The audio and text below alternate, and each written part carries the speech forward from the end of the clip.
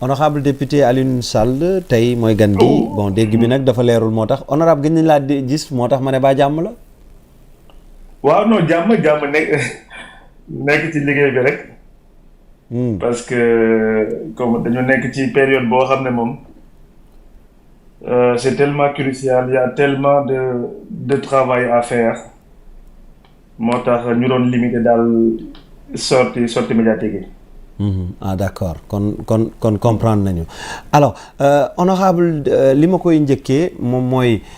déjà yéen a ngi fële ca biti réew ci semaine bi ñu génn nii ñu wax ne fi mu toll nii nag wuréw a dem na këng 20 candidats ñoo fas yéene soobu ci élection yi ñu jëm yéen bi ngeen jotee xibaar bi ban jàngat ngeen ci def wala ban lecture ngeen ci mën a def yéen ñi nekk biti réew. waaw lecture bi njëkk mooy bi ci Sénégal yëpp def Djibril dama am retour sama kii waaw ni may déggee la baax technicien mën na ko régler. Ismaïla soo ko mënee gérer ndax dégg-dégg bi gën a neex. waaw damay déggaat sama bopp. moo tax kii bi du neex. amul benn problème dina la ko gérer ba mu baax su ko defee ñuy déggante nu mu gën a leeree déjà maa ngi koy wax ma ne 20 candidats la ñu am mu nekk une première ici ci réew mi au Sénégal ci wàllu présidentiel yéen ngeen nekk biti réew ngeen jot xibaar bi comme ñun mais yéen bi ngeen ko jotee ban jàngat ngeen ciy def. jàngat bi ñu ci njëkk a def rek mooy. Animé par un sentiment de tristesse d'abord parce que ñun dañu amoon candidat boo xam ne bu tudd Ousmane Sonko muy cristalliser daanaka espoir de tout un pays, espoir de toute une jeunesse mu am un projet de société boo xam ne dafay ñëw mu présenter ko Sénégalais yi mu ciy liggéey depuis pratiquement une dizaine d'années ñu ñëw conseil constitutionnel Macky Sall son administration depuis pratiquement 8 ans ñu nekk di ko galgal di teg loo xam ne à chaque fois que bu ñu ko tegee pour mën a naxasal candidature am avocat yi ak taxawaayu Pastef ak taxawaayu peuple sénégalais def ba galgal yooyu noonu du antu donc 8 ans durant ñuy wut ay pexe pour naxasal candidature boobu ñu dem ba nga xam ne nag ci cëppaandaw gi nga xam ne amuñu dara loo xam ne mën nañ ko toppee ñu yaakaaroon ne pour une fois conseil constitutionnel dina jël ses responsabilités pour valider li nga xam ne mooy candidature boo xam ne souffrirul d'aucune irrégularité ñu naxasal ko noonu loolu mu nekk loo xam ne wax dëgg yàlla tristesse la bu amoon lu rëy ci ñun mais nag on n'est pas dupe parce que Pastef ak ki nga xam ne moo ko jiitee muy Ousmane Sonko amoon nañ taxawaayu pour essayer de faire paraître à toute éventualité comme ni ko français yi di waxee pour essayer de faire en sorte en tout cas que li nga xamoon ne moo nekkoon suñu objectif numéro 1 mooy être sur la ligne de départ et loolu je pense que li nga xam ne génn na avec la liste des 20 candidatures am na benn genre de baume au cœur boo xam ne am na ko ci patriotes yi parce que on aurait pu se retrouver avec cette justice ba nga xam ne une partie de la justice bi nga xam ne jàpp nañ ne c'est inféodé à l'exécutif mënoon nañ ci retrouver au soir du vent sans aucun candidat mais yàlla di def nag mooy ingéniosité bi nga xam ne président Ousmane Sonko amoon na ko pour essayer de faire en sorte que Pastef ou le projet bi nga xam ne moom la ñuy porter dina nekk sur la ligne de départ des candidats en lice pour les élections loolu am nañ ko et je pense que bu ñu amee ne serait-ce que benn motif de satisfaction bu fekkee mën nañ ko tuddee satisfaction loolu jàpp nañ ci li nga xam ne moo nekk daal dans la soirée du vent nouvelle bi nga xam ne accueillir nañ ko de manière assez convenable et sereine. Alors ci wàllu sérénité boobu noonu am ngeen benn candidat fi mu toll nii mu ngi ci prison muy Bassirou Diomaye Faye on sous-entend que ne fi mu toll nii waroon nañu mun a bàyyi ko mu def campagne comme ñëpp ndax xam yéen itam seen combat fi mu toll nii dafa nekk loolu mooy taxaw temm ngir Diomaye Faye ñu jox ko àqam ak yelleefam ngir mu mun a def ni yeneen i candidats yi. waaw l'idéal aurait été pour Bassirou Diomaye Faye et sa famille parce que bala ñuy wax ne libération Bassirou il a rien à faire en prison parce que Bassirou dañ ko jàpp de manière injuste de manière illégale ci li nga xam ne moom mooy bëggu benn nit bi nga xam ne mébétam moo nekkoon Ousmane Sonko ak lépp lu taq ci moom du dem élection lii moo nekkoon mbëbëtam ñu dem tey ba yàlla def conseil constitution bi nga xam ne ils ont été mis devant le fait accompli mooy ñu présenté leen benn candidature boo xam ne amul sikki sàkka même bu fekkee ne gis nañ dans les semaines passées dans les mois passés am na ay muy journaliste muy ñenn ñoo xam ne des hommes de médias mooy ñenn ñoo xam ne dañuy woowee seen bopp ay chroniqueurs def nañ tout pour essayer de naxasal xelu Sénégal di leen wax ne way candidature Bassirou Diomaye Faye parti dissous di wax ci loo xam ne teguñu ko ci benn texte et malheureusement amul nit yoo xam ne dañu taxaw et opposé leen leneen li ngeen di wax nii non seulement tegoo leen ko fenn et on sait que dañ leen yónni pour ngeen mën a jaxase xelu Sénégalais yi et loolu gis nañ ne loolu ça pas prospéré maintenant nag li may wax ci bàyyi Bassirou Diomaye Faye ou jàpp Bassirou Diomaye Faye ñun li ñuy wax mooy on est sur des combats de principe. maanaam. avec Bassirou en prison ou Bassirou dehors ce régime-là est fini et ces élections on va les emporter Inch'Allah. Comment. parce que li nga doon expliquer sànq par rapport ak Bassirou ñi ngi xaar mu génn ou pas quand je parle de combat de principe li ma bëgg a wax foofu noonu mooy amuñu prisonnier boo xam ne tey de première zone wala de seconde zone pour ñun Ousmane Sonko ak Bassirou Diomaye Faye ak la personne lambda bi nga xam ne dañ ko jàpp te teguñu ko fenn bu fekkee ne Macky Sall dafay bàyyi na bàyyi ñëpp donc voilà c'est pas parce que tey Bassirou dafa nekk en lice pour aller aux élections même bu fekkee ne conseil constitutionnel contre na leen warul am rupture d'égalité entre les candidats dañu bëgg ñun bu fekkee ne dañu bëgg rek dem apaiser ce climat politique avant élection yi bàyyi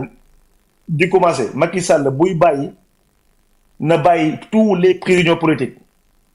parce que ñi nga xam ne dañu siiw ñooñu rek la ñu xam mais aujourd'hui il y a des milliers yoo xam ne kenn xamu leen qui sont d'égale dignité. Alors honorable su fekkente ne Bassirou da ngeen a jàpp ne fi mu toll nii kon war nañ ko mën a bàyyi déjà d'emblée yaa ngi wax ne place am nekkul prison ndaxte lu deful lu ko war a mën a tax mu nekk prison actuellement. Pire mooy foo xamante ne nii tamit nekk na candidat donc obligatoirement il doit être libre alors libre ou pas fi mu toll nii laaj bi benn la quoi naka ngeen di fas yéene demee ci yooyu élection rawatina campagne bi nga xamante ne ni moom la ñuy séenu pour bientôt. waaw xam nga Djibi ñun on n'a pas attendu les élections wala la veille de la pré-campagne pour jóg. Parce que depuis le début on parle de projet boo xam ne ñu ngi koy mûrir depuis 10 ans ñu ngi ci liggéey depuis 10 ans parce que rôle premier am moo nekkoon conquête du pouvoir donc qu'on ait un candidat qui s'appelle Ousmane Sonko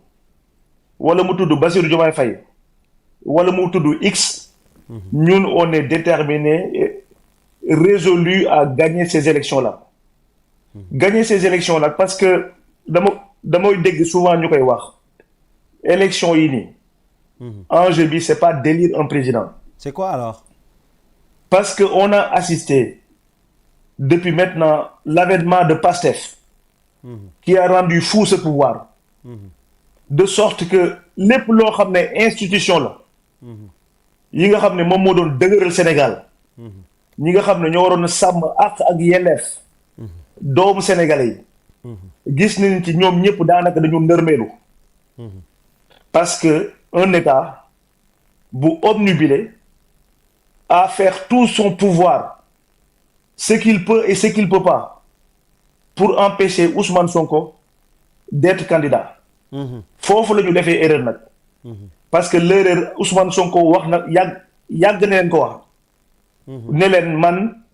c'est Pastef on n'est pas dans un daïra wala tarixa boo xam ne Ousmane Sonko c'est le khalife général nous portons un projet nous portons des idéaux nous portons des valeurs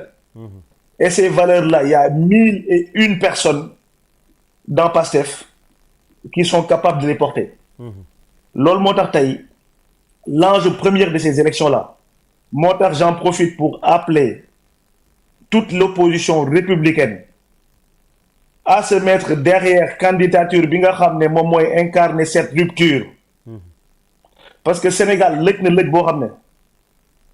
ne pour man il faut que ñu remettre le Sénégal à l'endroit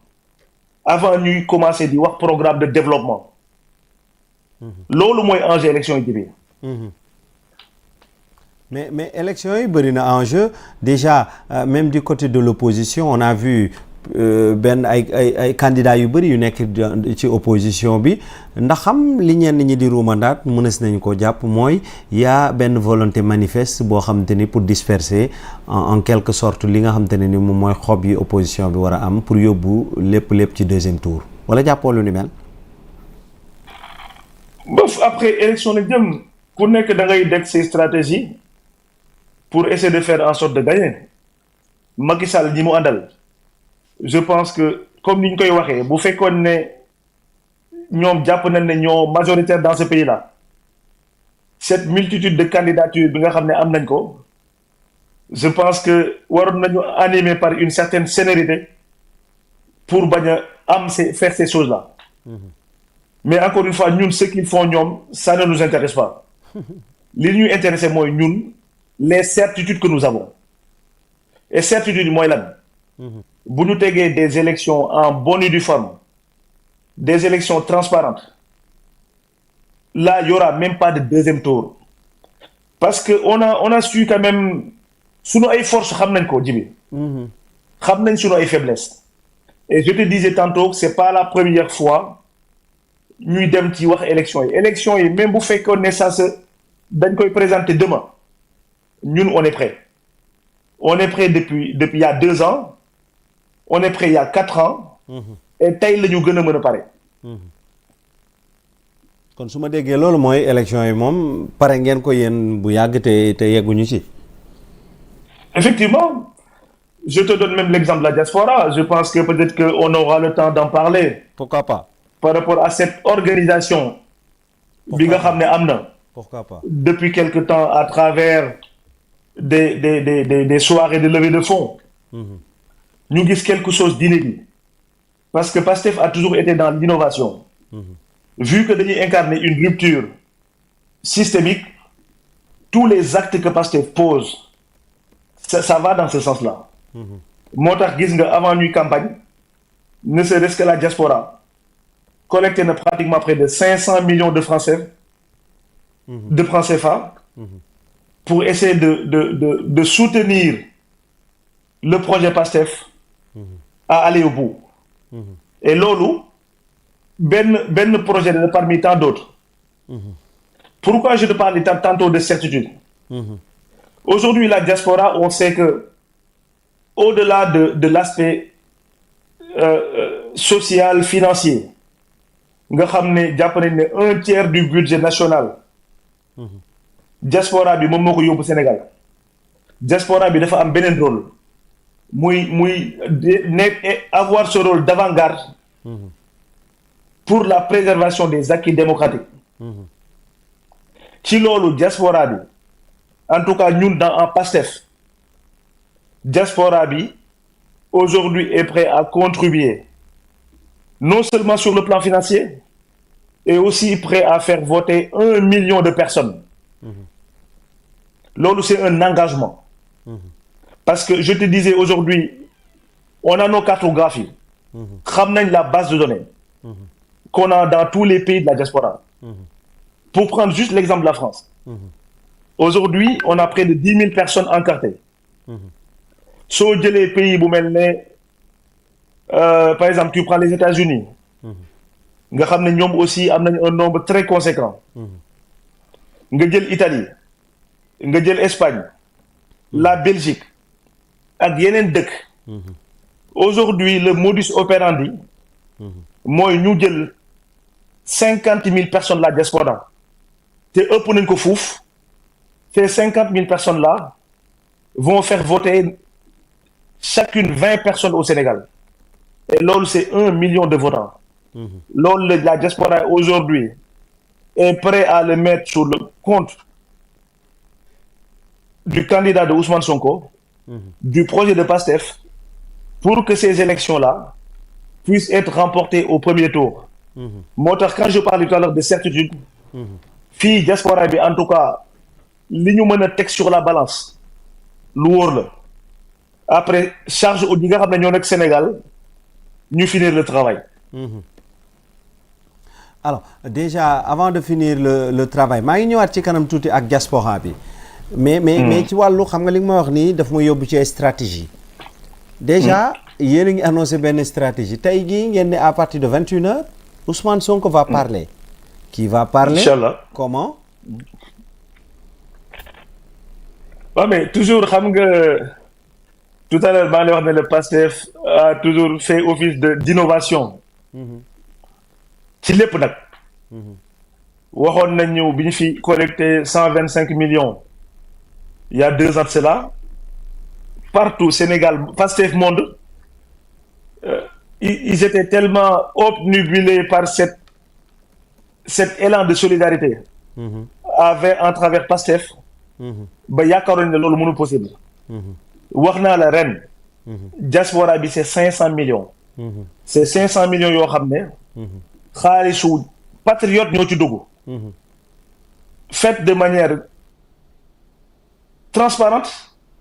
boo demee sur internet ce qu'on appelle les intiques ñi nga xam ne da ngay dugg nga ni man je m'appelle Djibril Sarr je donne sénégalais je donne 10 euros. Les 500 millions on est capable de vous montrer la traçabilité. bi nga xam ne moo ku ci nekk li nga joxe. loolu nag mu bokk ci innovation yoo xam ne daf la jaaxal ñëpp. de la même manière gis nga président Sonko cette ingéniosité bi nga xam ne moom la faire preuve depuis sa cellule de prison. te loolu mi ngi commencé. Depuis bi ñu jàppee ne ñoom ils en ont fini avec la personne d'Ousmane Sonko. Et qu'il y aurait une seule candidature pour le projet de PASTEF. noonu la leen njuyee noonu la leen di continuer di njuy ba au soir du 25 février 2024 inchallah. mais laaj naa la ko de nangoo maa wax de.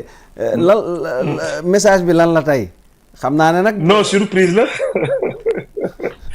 non surprise la yàggatul c'est dans une heure. yow yaay wax wala kan mooy wax wala Ousmane Sonko ci boppam mooy wax.